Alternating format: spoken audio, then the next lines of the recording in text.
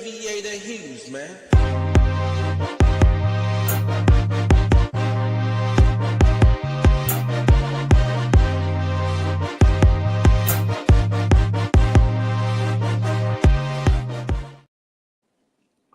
Yo, what's up, world? It's your boy Jay Smiley from the EYMF podcast, powered by EYMF Network. And before I get started, I got to introduce my man's, a longtime friend, but also a legend in the coaching game, y'all. I want to introduce y'all to Coach Davis, y'all. Definitely appreciate you for coming on the show, my guy. Definitely appreciate you for sure. Yes, sir. Appreciate you. Appreciate you for having me, my guy. Man, no problem, man. I've learned, I ain't gonna lie to you, bro. I've learned in life, man, when you create those genuine friendships, like you go into some situations like in the unknown and you create those genuine friendships, man, you never know how they come back tenfold, Like, and for me, I'm always a student, bro. Like I always remain a student in the game. So being able to, see you doing your thing, coaching, and then taking it, your experience in the coaching world and then transitioning that to the podcast world where you have Parks of Pros, which is doing very well. I think that's dope. Like I think that's cool because you're giving people like myself who didn't have the opportunity to, one, play college ball, two, coach on any type of level. You're giving us the insight to what really happens in the basketball circuit.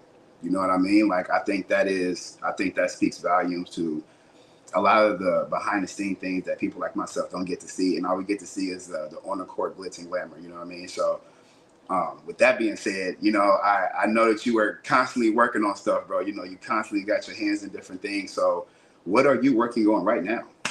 So first things first, I was in a, let's call it a cohort to learn some new skills. And I happen to be sitting there. I like to show up early to stuff, but I like to review my work when I show up to something. Yeah. So in sitting there, I see a bird. I'm like, okay, what the bird doing? But the bird is actually out here hunting. So I'm like, So I start paying attention because anybody tell you that, is around me enough that it's like I see wildlife and things with wildlife just end up messing with me. It just happens. So I see a hawk is chasing a smaller bird or whatever, but then it lands on the card and ultimately starts looking me in the face. So if a hawk flies over you, if you Google it, spiritually, they say it's supposed to be good luck. Right. So that leads me down a rabbit hole that I'll keep short for the most part. But again, I'm sitting on the couch, this very couch that I'm sitting on now. And I happen to be looking outside and I'm like, okay, I want to give my Parks to Pros like a meaning. Like I just didn't want to come back out here because I know a bunch of coaches. I know a bunch of people. I know there's kids and stuff like that could utilize the message that I'll put out. Right. But I wanted to give it purpose because I think that, you got people that are a little bit more famous or actually are famous that are going to get that, attention before I do. And it's not to say that the message that I'm saying is any less prevalent. Right. It's just the point that it's not going to get seen right away. So with that being said, I see a bird flying past again. It's a hawk. So I'm like, okay, I need to come up with some kind of acronym that fits the purpose of what we're trying to get to next. Right. So hawk, I took that word, 4-letter word, and I turned it into helping athletes with knowledge. Okay. So now the point of it is what we want to start to do is we want to start to break down these conversations before these kids even get to a high school. So that way the parents nor the kid nor the grandparent or whoever is in this child's life, whether you be male or female, can actually know what is necessary. So that way, if you want to get to the next level, cool. If you just want to play high school ball, cool. There's no rhyme or reason, no harm there. Right. It's just now, if you have the proper knowledge, you're able to go forth and do great things. Yes. So that's where that came from. And I'm like, okay, cool. So now with that, I want to build off that and actually start touring around and actually tell these kids in their faces and their parents, doing small symposiums or camps or things like that. So that way we can get in front of these people and actually tell them the way this really works. Not what somebody's trying to sell them. And I think that's the part of the game that is the issue. Somebody always wants to sell you something, but they don't, really tell you what it is because the game was to be sold, not told. Right. We all know that from when we grew up. Yep. But the only way we're going to make this better, because you see these kids making this money, you see the kids playing Division I, but, most people can't tell you that there's over 300 Division I schools.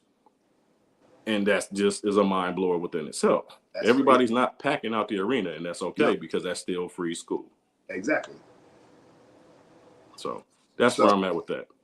So, really quick, I do want to show the people. I was over here trying to pull it up or get it together. I do want to show the people your logo and exactly what H.A.W.K stands for. Mm-hmm. So yeah, everybody. Coach Davis, he definitely is in his bag, y'all. With Hawk helping athletes with knowledge, I think this is super dope. Just personally, due to the fact, like I was just saying, we live in a different time. The basketball circuit is totally different. I actually had the pleasure of working the War Before the Storm basketball tournament here down in Fort Worth, and it was super super dope. And shout out to Athlete AI for having me. Um, but watching them in this circuit, being my first AAU circuit out here in Texas, it was it was very college like ish. You know what I mean? Because now college is now the new pros, and the pros are now a whole nother level.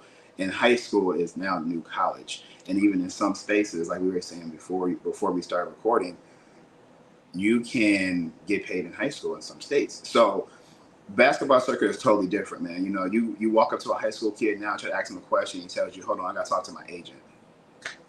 You got to talk to your agent. you're 15 years old. Why do you have an agent? Like, it just changes the game. But also in the same sense, Coach Davis, when you have these students and these kids, and when I say students and students of the game that don't have much knowledge, and they're in a world that a lot of us don't understand, what do you do?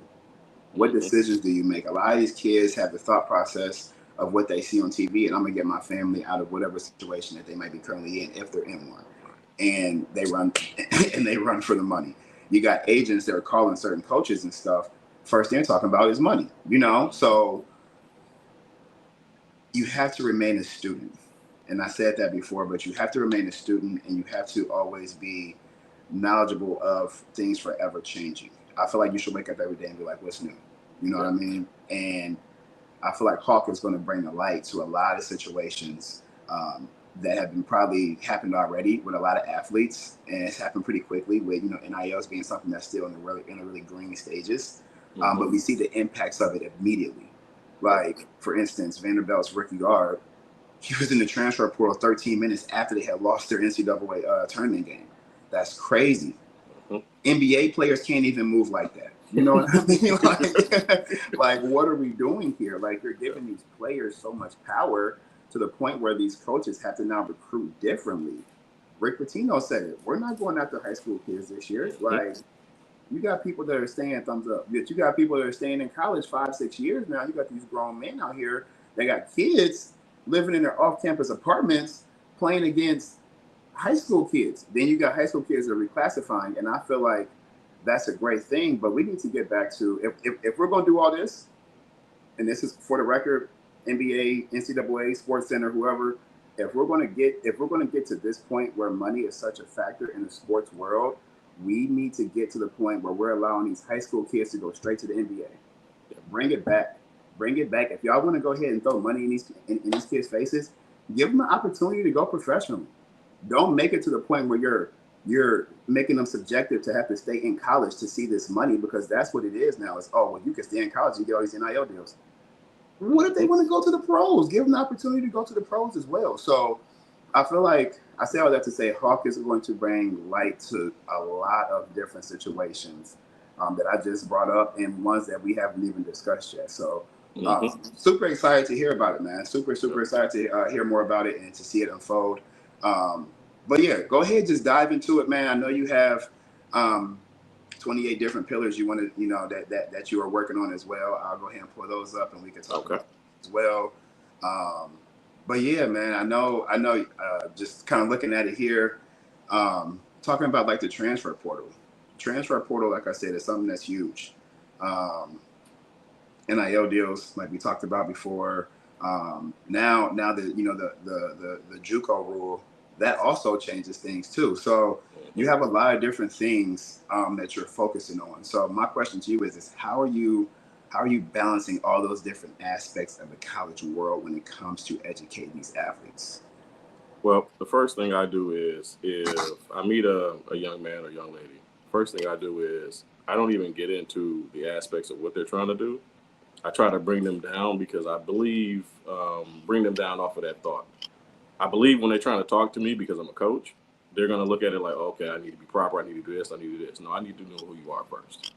That's first and foremost. And then once we can bring down that level of defense, then it's very, very easy to talk about what's in front of you, what you're trying to do, and what your actual goals are. Now, if you don't have the goal yet, we can still talk about who you are, what's in front of you, and where you're trying to get to.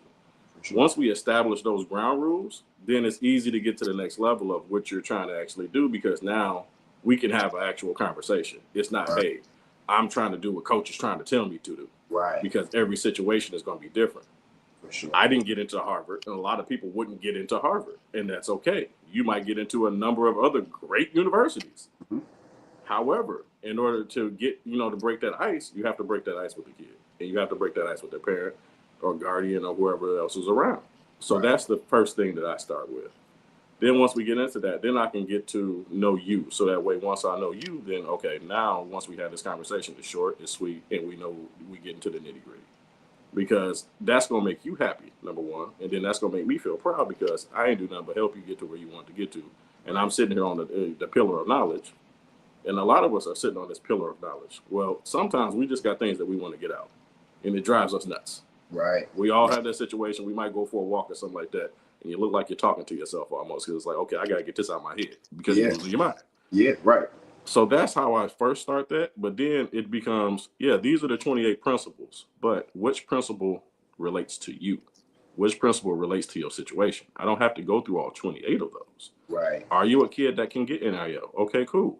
Are you a kid that, hey, your highlight tape is nice, but I'm not trying to hear, certain words, nor are the coaches trying to hear certain words. Exactly. So I won't, kill you over that. But the instrumental would have sufficed. Exactly, man, man. And that's what and just for the record, I feel like kids are playing for the mixtapes now. Mm-hmm. I feel like they're playing for the highlight reels. And don't get me wrong, because I'm in the media. And it's one of those things that's just the world we live in. You want to get content. You're a content creator. You know what I mean? Thank you, Ball is Life. They started all this, you know what I'm saying? Hoops mixtapes, all that. You know what I mean? Thank y'all, but they're playing for the cameras now. They're setting themselves up, you know what I'm saying? I get it, you in the gym working on your moves, but you're setting yourself up for the camera, man. It's I get it, but let's get back to old school VHSs. Just go ahead and just do the old school VHS highlight reels, and let's just get back to that. But it's exactly like you just said. We had a guy this year that great ball player. But it doesn't matter how great you are of a ball player if you use the wrong tool at the wrong time. So with that being said, he wanted to use wide open moves on the wing. High school court's a lot smaller than college court. 10 feet each way, you know what I'm saying? So you got to get to that 94 or 5 feet each way. But you got to get to that 94, it's a little wider. So with that being said, I need triple threat on the wing. I need you not going so much, coastal. Then I was in an interview I had with another Coach Davis at one point in time where I need your chest at the basket. I need you to do a solid move. I need you to keep him off you, and I need you to get to where I need you to get to. All the rest of that extra stuff, that's cute for everybody that's sitting up there. But everybody that's sitting up there, not about to come get you off the end of my bench. And that's just being real. Or it's not even the end of my bench, the end of somebody else's bench. Because now you're doing too much. So it's always a case-by-case basis of the way this stuff goes. But, a lot of guys are doing that for clout, and especially for the guys that, I got 28 offers. Okay, well, that time frame is starting to get real, real short, as they just added another year for the young men and young women that were, class of 21 and 22 or class of 20 and 21. So if they just got another year, they're going to be looking at you like, well, you were sitting on all these offers, but the moment that season ended, well, now they just did an extension situation yet again because they were negatively affected too, especially the young men and young women that were at non-NCAA institutions. Right. So with that being said, now you were sitting on 28 offers, but if you have an offer, like a real offer, not interest, a real offer, you should be going on that visit. Like, why are you holding that over their head? All you're going to do is cause yourself a disservice. Right. And those are the conversations I would love to have with more people because, it's not North Carolina Duke that's sitting there like, oh, come get me. That's not the case. Right. And that's not to impugn or make any other program feel not as high or mighty as that. So I had a conversation with a coach that's a JUCO coach in this area. And his statement was, if A big school with, let's say they got private jets and all this other kind of stuff, comes to offer you, or you're a kid that says, well, they offer me. Well, the school that may not have as many resources is going to look at that like, whoa, okay, let me turn my attention this way. Right. So it's the business of sports that people are going to get caught up in because they don't understand business at its core. Right. So don't let the business of basketball, beat you down and put you in a place where you had all these great things, but now you lose it all because you didn't operate accordingly. Right. All of this stuff has an expiration date. If I go buy a pack of eggs, it has an expiration date. I can't buy these eggs this year and look to use them in 2027. That's not the way this works. At all. So I think people really need to kind of get off the high horse just a little bit and just understand that they have a goal. They want to win. They want you here, but it's on mutual terms, meaning that these are things that you both want. If you're saying that, hey, I want this school. If you're saying that, hey, I want to come in here and work hard. You're saying I want free school. You're saying I want NIL deals and all that kind of stuff. Yeah, if we'll sign you up today, what's the issue? Well, I got to go negotiate. Go negotiate with who? You should be negotiating with them. Right. Now, every situation is different. So I get like, okay, if you feel like, okay, that might not be the right place for you, okay, but that should be something that you and your team should be talking about. For whether sure. That's your NIL agent, whether that's all of your guardians, maybe that's a brother, uncle, cousin, sister, whoever has done this before. Right. Find you some mentors that have actually done this before because your friends are just as blind as you because they haven't done it. Right. Right. We all need instructors. We all need coaches. We don't go into the the classroom and we're a professor at 18. That does not occur. Doesn't happen nowhere. Yeah. Not even a little bit. 100% agree. I have a lot of mixed feelings on college. And I'm happy that we're on this platform to be able to discuss it. But no, I really feel like I get it. I 100,000% get it.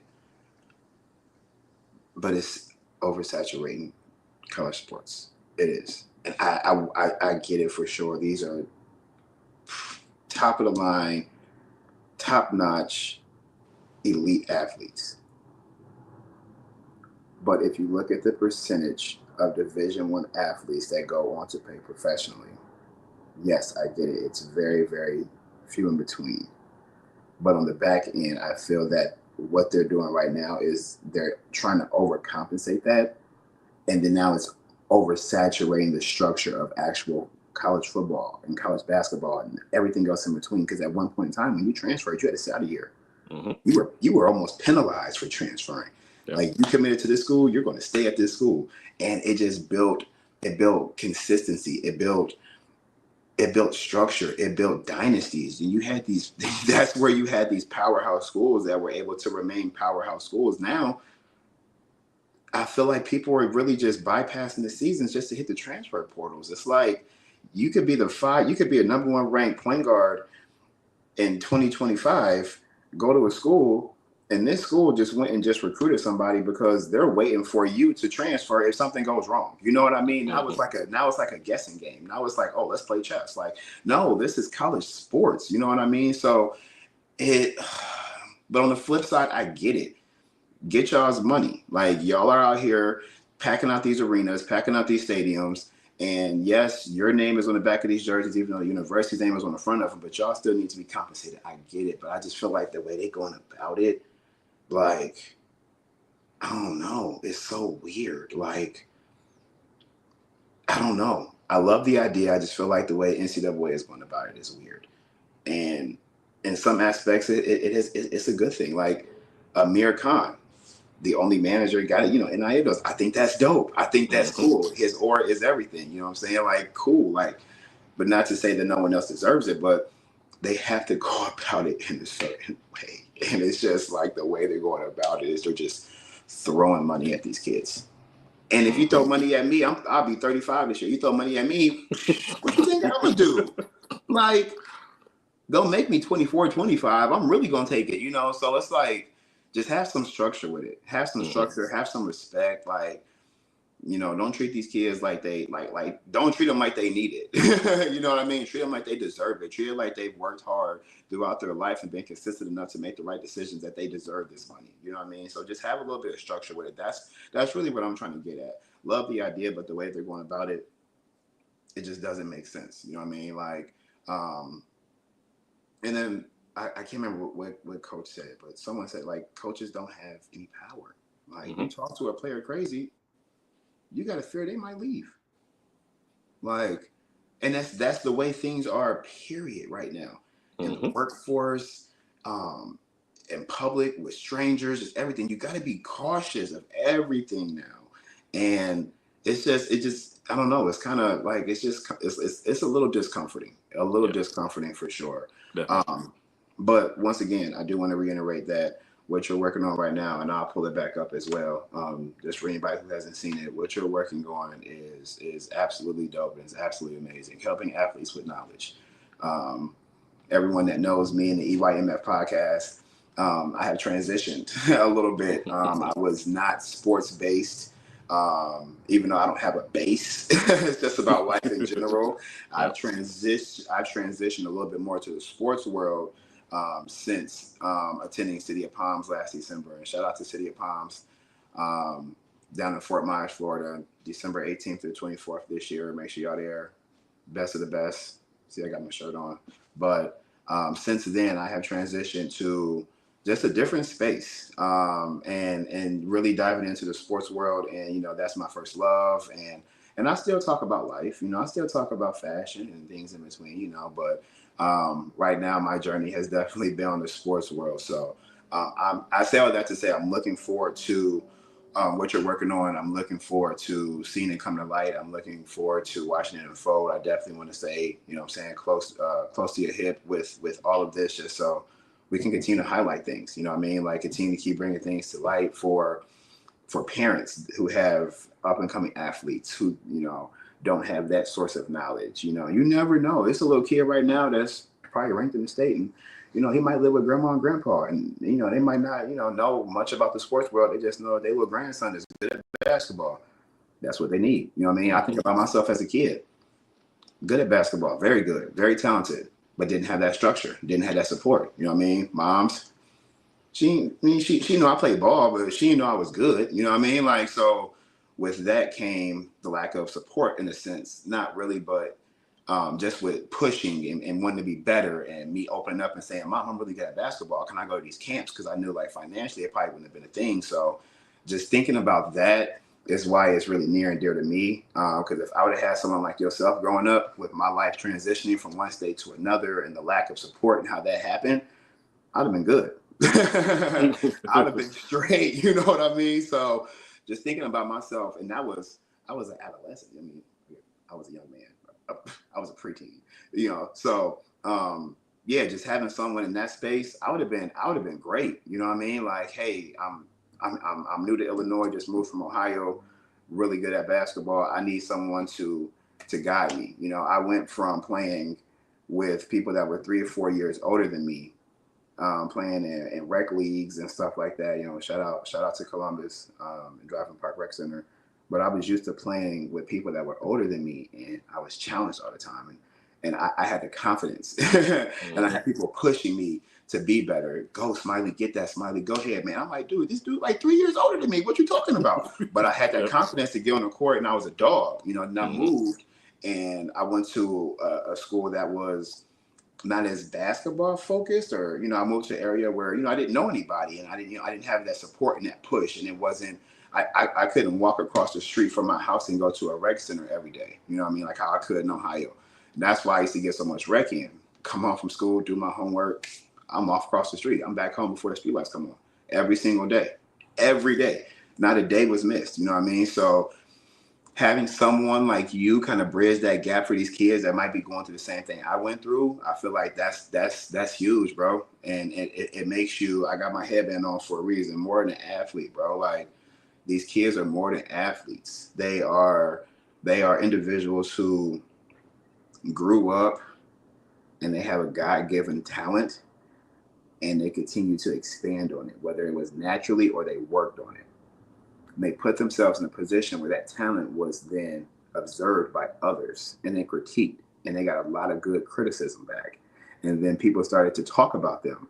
And then their name started to spread. And now people in other states know them because they've traveled and they played against the other best people in other states. And now they have a chance to go play D1. And now people are throwing this money at them. So you take all of that and you have someone that started off as a little kid that was just playing a sport. And now they're here. And they need someone to balance that out, bro. They do, man. Like, so if there's any way that we can assist, and I say we as in me and the people, let us know, because this right here is a game changer. Because it's not to, it's not to belittle anything that any one organization is doing. It's just to help bring more structure and light to it. Correct. And you can't beat that, bro. Correct. And it's a lot of, like you just said, there's a lot of programs or there's a lot of people out there that do this the right way. Yeah. But then, unfortunately, we got some bad actors. I mean, I don't know if you heard about the story that was down in Florida where I'm not going to say his name, but there was a gentleman. He was masquerading as a coach or masquerading as a recruiter. Where in between we can find that, whatever. Mm-hmm. But he promised a guy that was playing football down there that he can get him a visit out in Colorado. Okay, cool. If you got that kind of connection, cool. It's not like if you're dealing with crime. I mean, there's a lot of great people on that staff. However, the situation became he took a little bit of money from the kid, and the family had to go to the police and report it. Whereas he's supposed to be going on a visit, and nothing never materialized. And then he started ghosting people. But then what they found out, if I'm not mistaken, they found another 15 or 20 people that this had also happened to. So here it is, somebody that, trusts you, looking, out for them to put them in a better position with people networking wise that you or them may not know. Right. Get you in front of people. Right. Okay, cool. So they pay, for a quote unquote trip. Trip never materialized. 2 months later, they're still not out there. And, the young man actually did get a scholarship in Tennessee. So he is going to play college football for free. But the point is, he's thinking he's going out there, you know what I'm saying? He's thinking he's about to go be a buff or something like that, or at least get a visit or an audience out here. Right, exactly. And here you done ran off, with that money. And I don't know what that family's finances is, but, if $1,000 really, hurt them that much because, they ponied up this money to, potentially have this visit. Right. Whereas now they got to pony up more money, either drive, fly, or go on other visits. You didn't do anything but hurt anybody. And do you think that, people are going to be okay with these types of actions? But then what it does is for the people that are trainers, for the people that are coaches, for the people that are liaisons, all it did was bring that trust factor way back down to ground zero. And now we're all looking around like, okay, who can we actually have that's going to go to bat for us? Exactly. On the other side of that fence, being student athletes or family members or, the combination of both. Right. So it's just a really sad situation when you hear stuff like that. But we've been hearing stuff like that for years. Yes. And it only gets worse. And one of my things is years ago, there was a guy that was on Twitter and he had an entire fake school. And I know that, people listening, eyebrows are probably going to go up just like yours. It was a fake school. So what happened was... You're talking about... what's the name of the school? There was no school. Yeah, I know, but it was in Ohio. It was based out of Ohio. Yes. What was the name of the school? Damn. What was the name of the school that was supposed to be there? I can't. But yeah, they ended up playing against IMG and stuff. Yeah, but yeah, for sure. Yeah, crazy. But not even that one. There was another one that was in North Carolina where they looked it up, and we look up the address, and it's a light pole. Yeah, it was a real light pole. That was a shocker. We were all mad, but we couldn't even articulate the words. We just like, wait a minute. They had a whole roster. The kids were supposed to be, it was supposed to be a post grad. So the kids were supposed to be, taking 3 extra courses, core courses in order to help play Division I, Division II, or possibly NAIA, some kind of scholarship level basketball. Ends up, it gets looked up that it's an actual light post. There's no school. They don't have a roster. They don't even have a website, really. The website, when you click on the website, it says what the address is. So that was the confirmation. We look it up, and it's an actual light pole.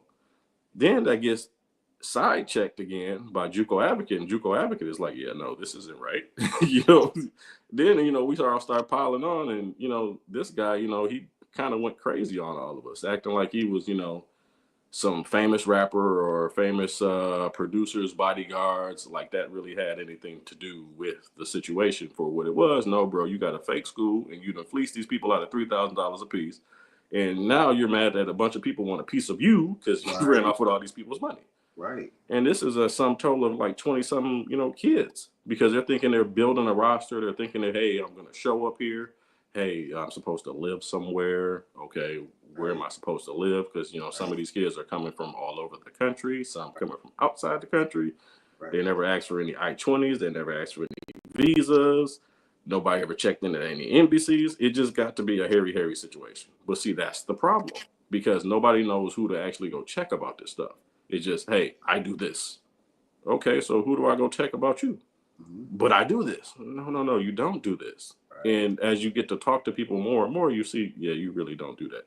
Right. And I'm not saying I have all the answers, but when I see stuff like that, it's like, okay, I know somebody that does, so let me pull out this phone. Right. Hey, is there an actual school here? Well, no, I haven't seen anything. Hey, my guy lives 20 minutes away. Let me call him. Right. The network, I think, can save a lot of these situations, but some people try to go so far and beyond the network that they get caught in these pitfalls. And these pitfalls are just, they're treacherous. Yes. Because then here we are now, you got to think about it, you got to take it back to 17-year-old, 16-year-old you.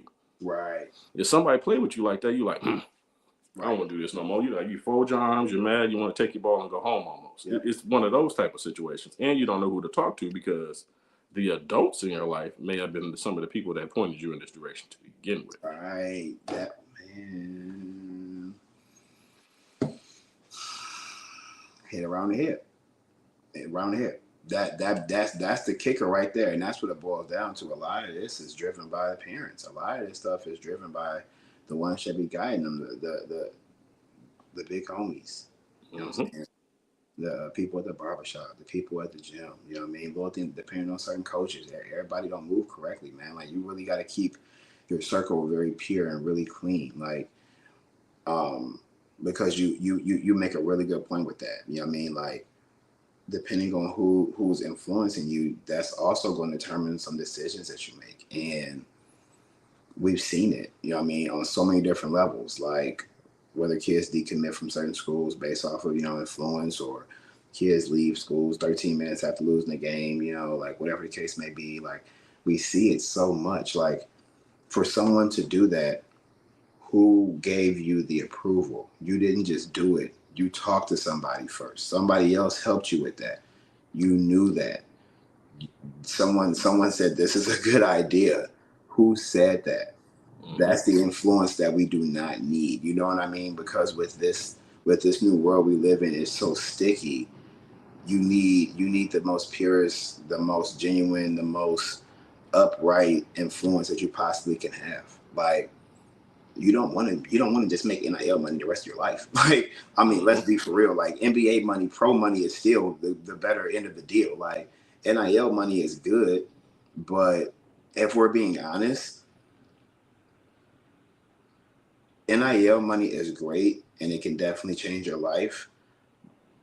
I feel like with it being so externally driven outside the NCAA with all these different companies is what makes it ugh.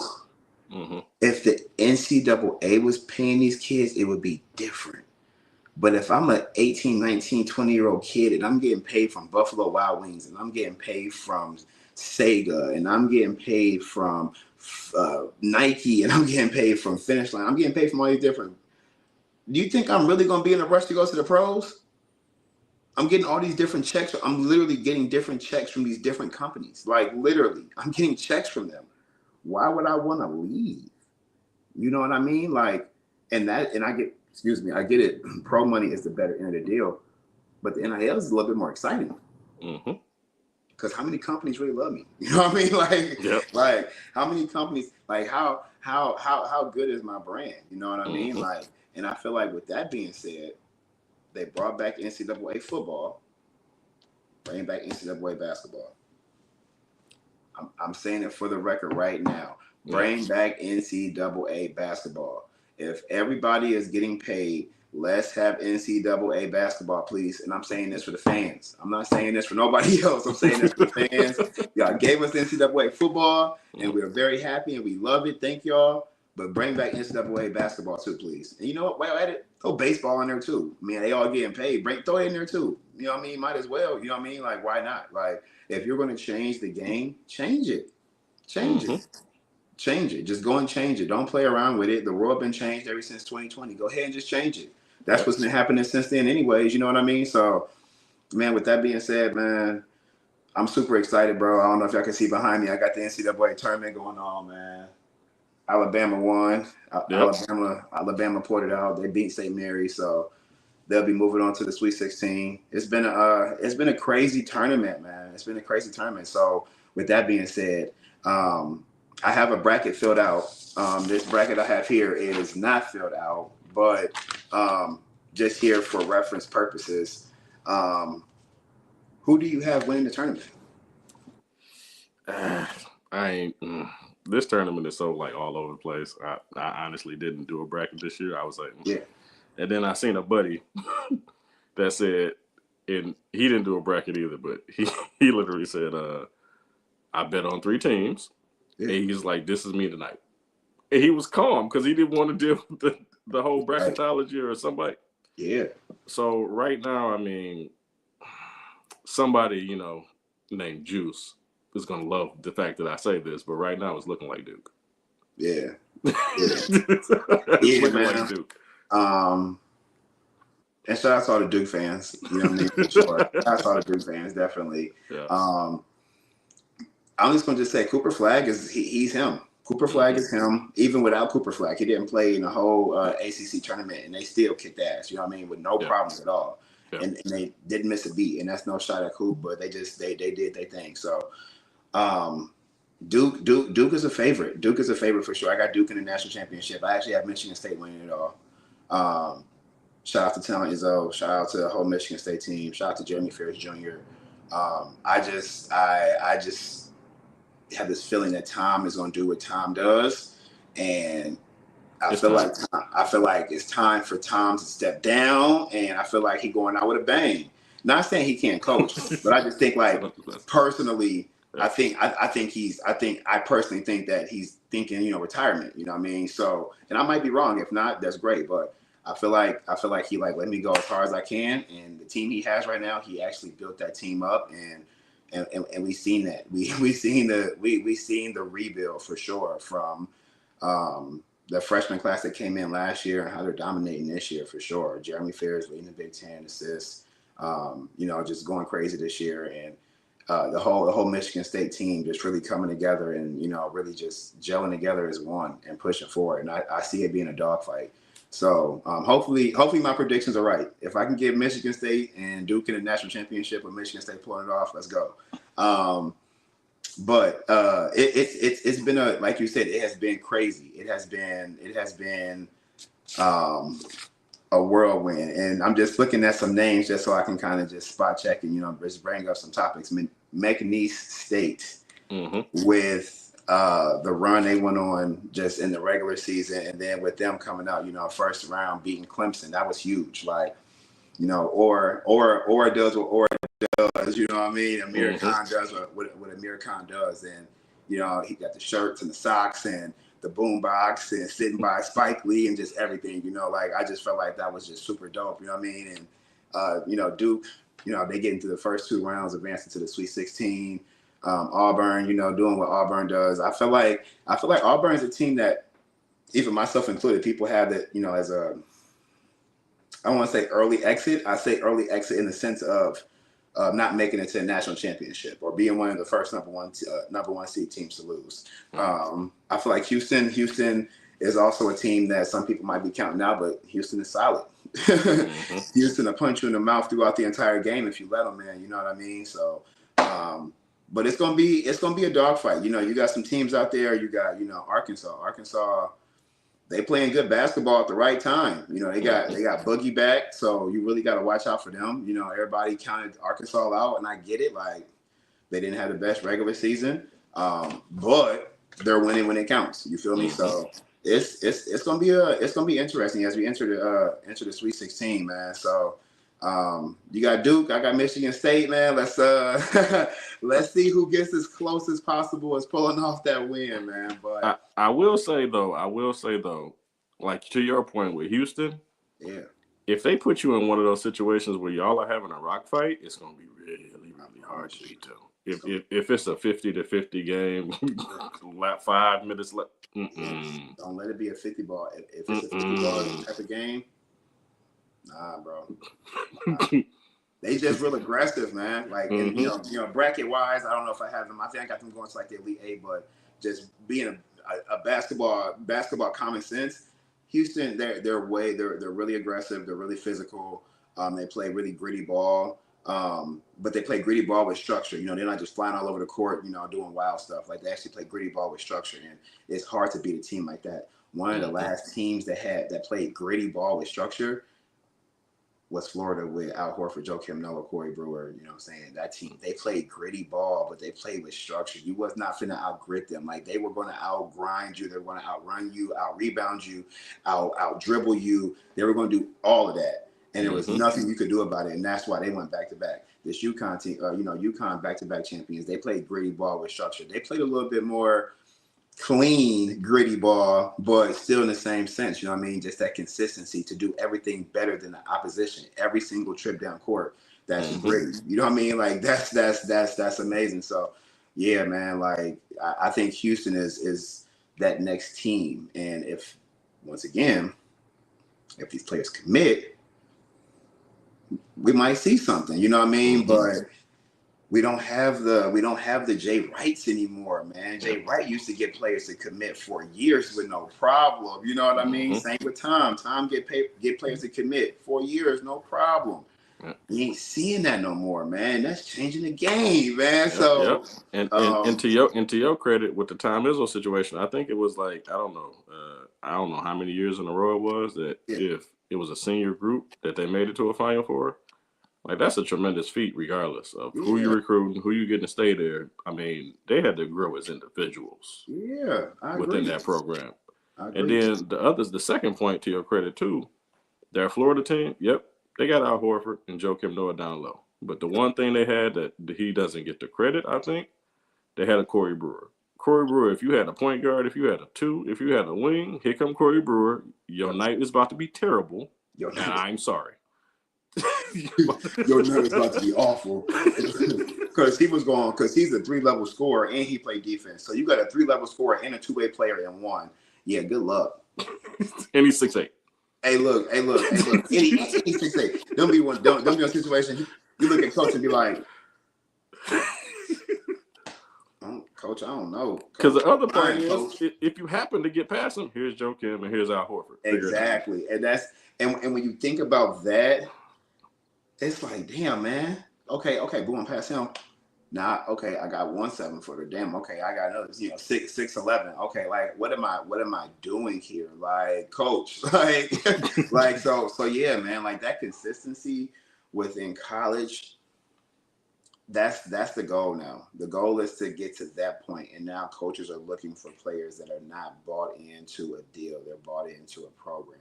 You got to get back to those players that like the old school coaching, that like, that discipline. They're not chasing the bag, like, okay, the money is good, but I want to play for this coach.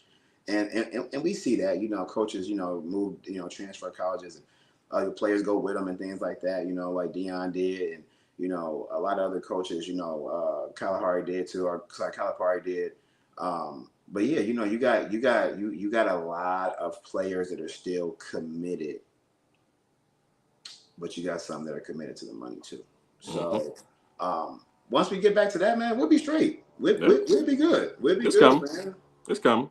It used to be a point in time where we used to be excited about all freshmen starting fives and how they would dominate college basketball, and then go to the NBA right after that. Like, that was a good time. Like, that was a great time in basketball. And I won't say we used to complain about it, but it was people that used to complain about that. Oh, got these freshmen starting, taking away from these other players, or forcing these other players to transfer because they know they're gonna bring in the the top ranked freshman the next year, that's better than what we got right now. I'd rather see a team build a freshman starting five and run college basketball versus seeing somebody that's 25 years old. You know what I mean? Like it's just changing it, man. Like staying in college 8 years. Like what are we doing here? Like, bro. And the other side of that could be this too. So, for example, I forget what year it was. C.J. McCollum was at Lehigh. Right. I can't remember the year. I hate myself that I can't remember the year right now. But I religiously watched that game a bunch of times. Right. But if you look at it, that's Austin Rivers' year at Duke. Yeah. So then it becomes to, okay, a lot of guys get catapulted in that tournament where, now I get the chance to, show off my skill set versus this quote unquote Power 5 program, Power 4 program, whatever you want to call it now. Yes, sir. And depending upon like how I'm judged in that game by my performance, let alone if we win that game, look what it can actually do for me. Right. And I'm not going to say he went crazy in that game, but what it was is he was able to match their speed. He was able to get his shot off effectively once he calmed down, once that game started. Yep. And then what it became is, well, we got a chance to really knock you guys off. And that's what, I remember watching the Floyd Mayweather fight, and I forget, he was fighting Sugar Shane Mosley. And remember Floyd got hit that one time, and it was kind of, whoa, okay, that round is over. And then it became, hey, if you keep fighting like that, you're going to get that man confidence. You're going to get that man a whole host of stuff that you don't want to deal with. Right. So at this point, it's your time to elevate. Now, once that program had, that's quote unquote has all the pros on it, it's supposed to elevate. And they elevate, and you match that intensity, and then you go above and beyond, showing that, hey, I have this level too. Because it was all said that, most people don't know this about C.J. McCollum there. I remember watching that game. If you go through that game, there's a part in that game where they'll literally say, like, hey, that man scored 2,000 points in 3 seasons. That's crazy. It didn't matter who was in front of him. He was going to get the bucket. It's just the point of how efficient you are now. And that's where the name of the game is coming for the athletes that's coming up.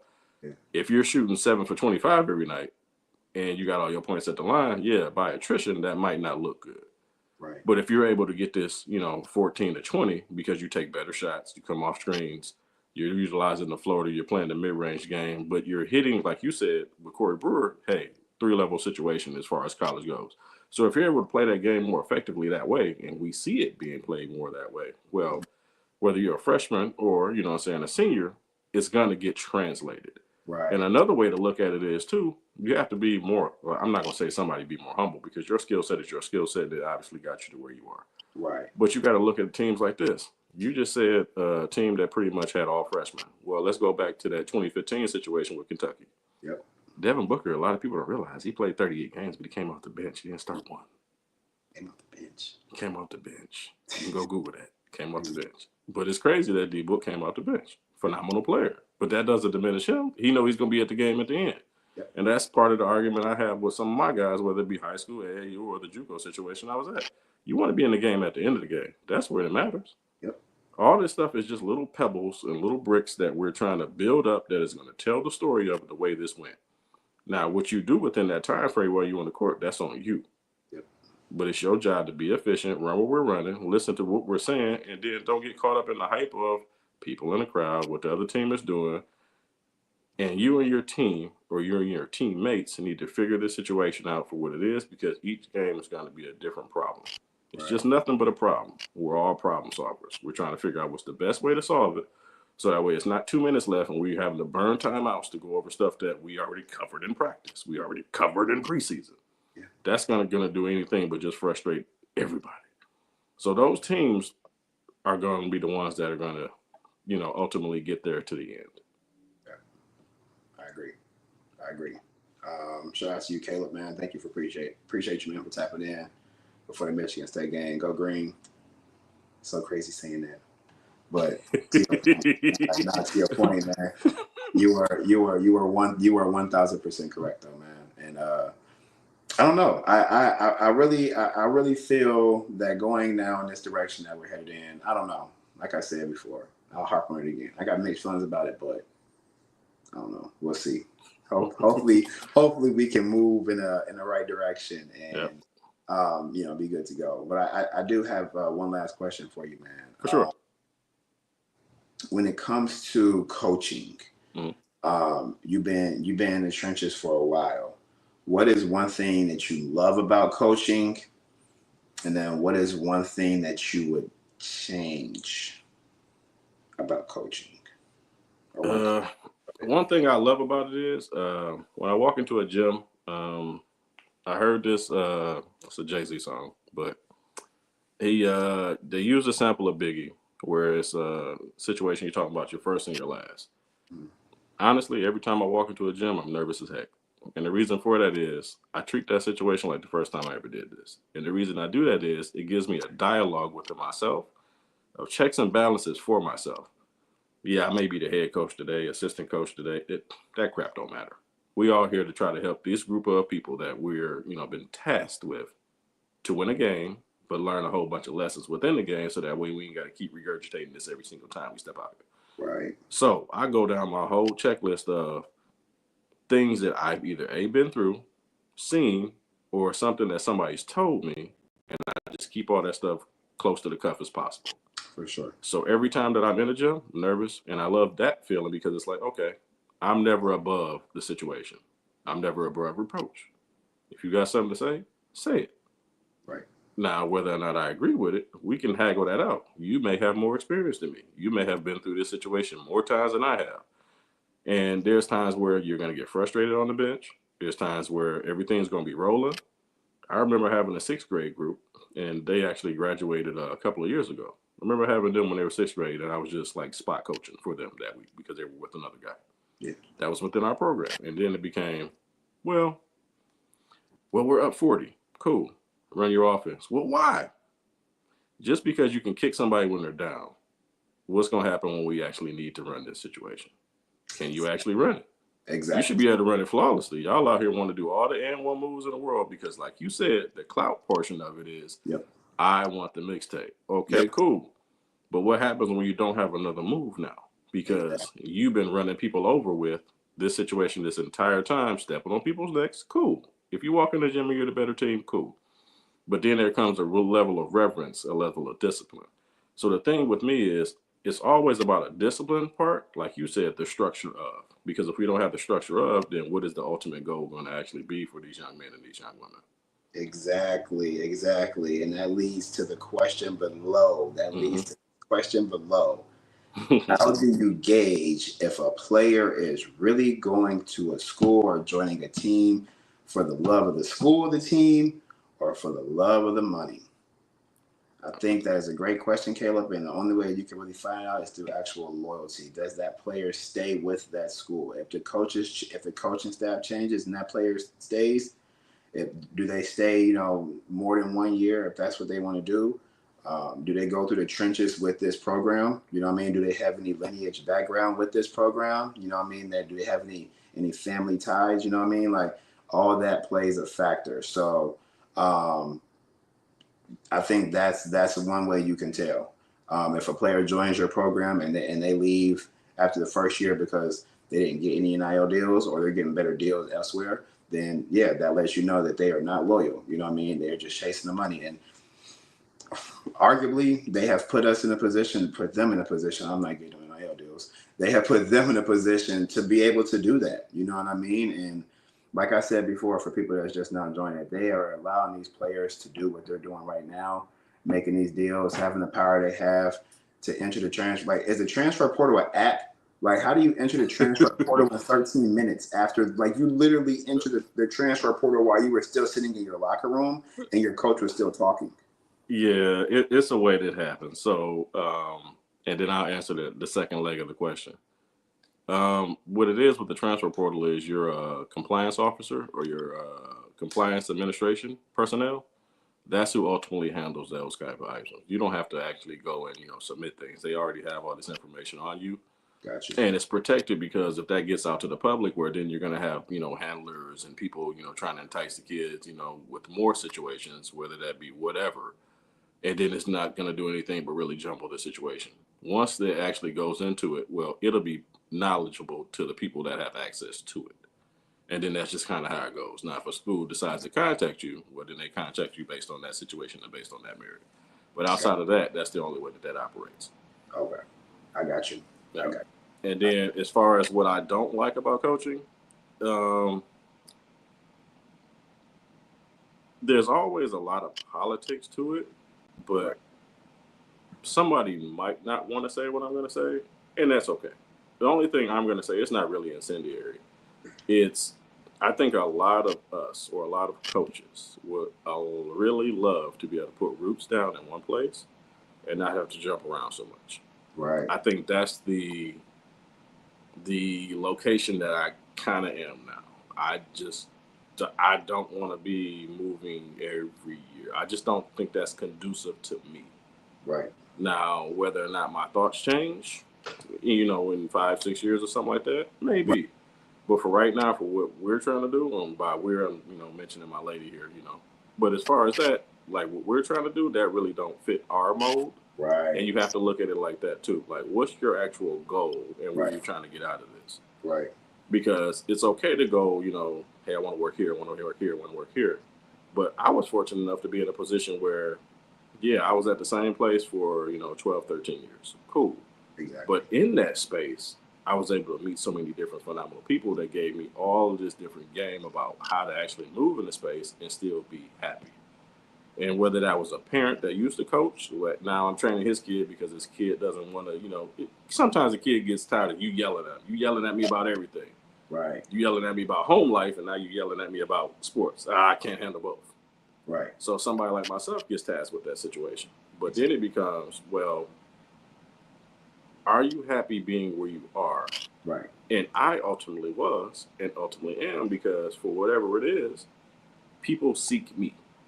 I don't know how that happens, and I'm okay with that. But that's also a part of the universe. So it's about what your actual goal as a coach is. Because my thing getting into all of this was, I felt as though when I was trying to learn about this stuff, unfortunately, my dad got sick. So that was my person that gave me all my game. So he gets sick, and I don't have that. I got my brothers, but they don't have all the, the knowledge, and it's cool. Right. Right. So that's nothing, that's not an indictment on them. It's just that, yeah, they kind of moved out the way so that way I can go learn these things. And now upon learning them, I want to turn all that stuff around, because I think more people need that message for what it is. And that's the reason I say, like, your journey is your journey.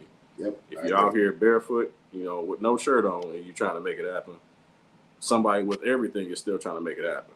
Yep. Now, when you decide to, you're able to level up to your suit or tie or whatever else, or whatever the program demands that you need to wear, sitting there doing the thing and preaching the gospel to the kids, coaching these things, you have to decide, like, what you want to get out of it. And what I want to get out of it is, I need to talk to as many people as possible, because there's more in me that I just think that it shouldn't just be here. And I get yelled at about it. Like, I'm not doing AAU this year for the second year, and I've been yelled at it more than I can believe. And it's like, well, why aren't you? I'm like, I'm tired of doing 12 months of basketball. To coach 12 months of basketball is it's nuts. It's a lot. And I can remember, like, not even being at my own AAU tryouts, because the program directors would do it, and it'd be like, hey, here's your team. It is no disrespect. They know, like, how we want to roll and what we're looking for as a program. However, I'm still at JUCO Nationals. I'm still over here in the time frame. You get what I'm saying? Right. Because I see your eyebrows go up. They're going to tell me, like, what's going on. But you have to look at it from the standpoint of, this stuff gets really, really intense. It gets really, really busy. And then on top of that, you got more people reaching out to you that either A, are trying to come on a visit, B, are trying to go on a visit. I'm trying to get to your NCAA tournament game. So it's not just the winning and losing and the coaching of the situation that it becomes. Because for the life of me, I always try to get to somebody's game. I don't care if you played AAU for me, you play football. I don't care. Right. If you got a game that I can get to, get me some tickets. I'm gonna try to pull up. Now, if the time frame don't fit, I'm gonna try to get online and watch it. I just got done watching one of my guys that was at Lynn University, because I didn't have time to get to Orlando. Right. So it's like, I can't see you. So okay. Boop. Yep. I'm watching. And by the time you get to the locker room, you're going to see my message. Yep. Hey, bro, tough loss. Hey, bro, good game. Hey, bro, this. Because I still think that's important. Yep. Because your circle is supposed to grow. It's not supposed to diminish. Yep. If it diminishes, then there are people in that circle that shouldn't have been there in the first place because I they agree. had ill-gotten gain and they wanted to tarnish you, I which agree. shouldn't happen. I agree. So that's my point with, I guess, my why and the thing I dislike about it. For sure. It becomes the business of, but I mean, it is what it is. Yep. You know, I want to do more, but you know, time restraints. It's 24 hours, but I mean, I can't be everywhere. And I got a buddy that is a retired pastor that's in Tennessee that when I tell you he's been all over the country, he went all over the country to the point where he wrecked his car. Right. Like he was in North Dakota last week. And now it's like he has a graphics guy and it's like he makes a graphic of, okay, he's going from this state to this state because it needs to be noted. And Right. he's amassed a following of almost like 20,000 some odd people now that are like, okay, where's he pulling up to? Where's he pulling up to? Where's he pulling up to? Right. And it gets to be cool because the kids actually know that somebody cares. And then that's what it comes back to. Because I care, that's the reason I feel the way I do. Exactly. No, I agree. I agree. And I know I know we've just touched base on a lot.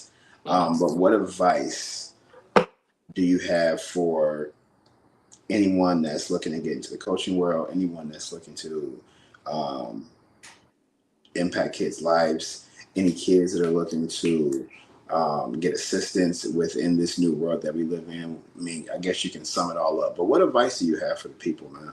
Okay, I'll keep it short. Come up with some principles.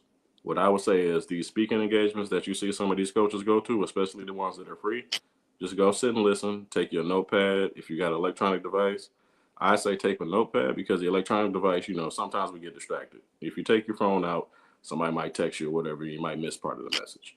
So what I would say is get around as many people as you can so that way you can gain from them because they're gonna know more than you. And it's Yep. okay for them to know more than you because ultimately these are the teachers. These are Yep. the pillars. I remember a couple of times putting something online about, you know, somebody, a call. Somebody messaged me like, hey, calm down. It's not the end of the world. That happened. So you need to get in front of many people that have knowledge about this stuff. Mhm. They're more than you do. Yep. And be humble enough to take what they tell you for what it is and utilize it. But then build off those relationships. I agree. Because I always wanted to talk to everybody. We ran that jamboree and it was like, okay, what coaches are coming? I had a little bin. Hey, coach, I need you to drop your business card in here. I'm going to contact you at some point. I don't know why I'm going to contact you. You Right. might have run something I'd love to see. So I want to have that conversation with you at a later date. And Right. then what that did is that actually gave me a database of good people to speak to because these are the people that are actually going to reach out. These are the people that might have a kid that wants to play for you because, hey, we know the way your school style is. Hey, this might be a guy that moved on to a 4-year school now. And he's like, hey, I know the way you guys rock. Hey, I'd love to get some of your kids. The same thing for AAU and everything on down. To the point now where I had somebody that, you know, from the same town, he reached out like, hey, I used to train kids over there, bro. Right. Hey, we need to get in the gym together. Okay, cool. So those are contacts and conversations that get had that you're never going to even see when you start this thing Exactly. because it's like something that goes out of control. You can Exactly. control it as long as you have the correct principles. Yep. I agree. I agree. Well said. That was definitely well said. I feel like, um, and that goes deep. Yeah, that goes deep. That goes real deep. So now to your point, that's definitely well said. Um, Last minute shout outs, last minute promos. What else are you working on outside of Hawk and coaching? The floor is yours.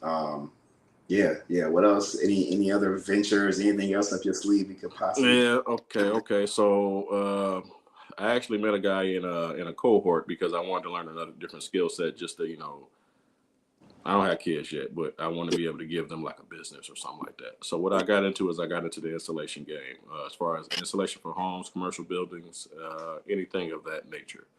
But ultimately, I became what's called a building analyst professional. So within that realm, I can come at the house, analyze the house, and we're actually about to partner with the utility companies. I won't say one because I don't want to get beat up over the internet, but we're actually Right. going to partner with the utility companies for when you have those type of situations or issues within that home. That now we will be able to offer you a rebate and come in there and actually analyze that home and get it correct, so that way you're not overly hot in the summer or you're not overly cold in these frigid days.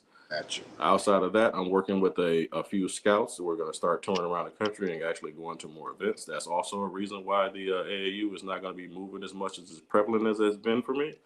But if you have kids and you want me to come out to talk or what have you, most definitely, I don't care. Just message me and we'll figure it out, especially if you're close.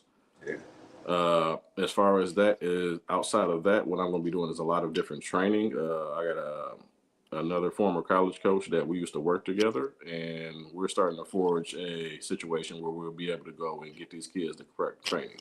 Because I thought that was part of the issue that we had with some of our guys that were on my high school team this year. Mm-hmm. They just didn't know proper move for proper situation. So I want to be able to correct some of that stuff so that way when you're actually out here, nobody's mad at you about the turnover. If you turn the ball over on something I told you to do, hey, look, yell at me. Cool. But that's also about the principles portion. I'm okay with being wrong Right. within this microcosm because that just might be a stout defender. That might For just be sure. a smart coach that know what you're doing. Right. Right. And I think that's what a lot of this stuff comes to be. We all plan for it to be all in roses and in green. But the problem with that is everything is never going to be perfect. Right. It's Right. only going to be as good as you can make it. And then you have to deal with that situation for what it is. So I those are the items we're working on. Outside of that, obviously H.A.W.K, which again is helping athletes with knowledge. And what we want to do is we just want to speak to as many people as possible about these situations. And then there's one pillar that's on there, which is called new rules. The new rules are going to change every year. It's up to us and the people that are trying to put this knowledge on kids and families that we need to learn it so that way we can give it out to you. And then as it changes, we're able to change the message to tailor it so that way you're able to get to where you need to get to. For sure. 100% agree. 100% agree.